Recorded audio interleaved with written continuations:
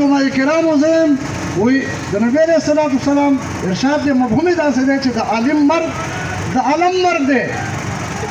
زمونږ څومره جید علماء کرام ډېر لوی حفاظ ډېر لوی شیوخ ډېر لوی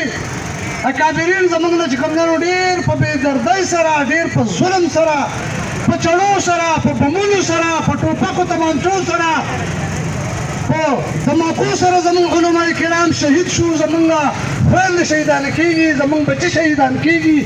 د نااهله تحفظ په وجه باندې زمونږ څومره علماء کرام لاړل زمونږ ملاګانې ماتې شولې زمونږ ایماني قوتونه چې کوم دی نو زمونږ نه سلب کېږي نو عزتمندو نن که موږ راوتي یو نو نن ډېر په درد سره موږ همیشه راوځو دې روډونو ته دا سړکونه بندو دوکانونه بندو هغه موږ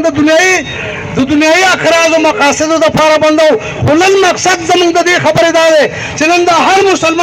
د هر مسلمان کور کې مړی نشته او د هر مسلمان په کور کې جړا ده تاسو لا اله الا الله محمد رسول الله اوس چې زه په کور کې ناست وم او څنګه خبر ماته میلاو شو زما په ذات د خدای قسم چې زما واړه ماشومان وسي زنانه نارینه ما وی که څوک په کور کې راپرېوت بیا مې هغه ورته وي چې څه چلو شو هغه راته وایي شیخ ادریس صاحب شهید شو نو زما وروڼو چې په هر کور کې جړا ده په هر کور کې غوغا ده هر زنانه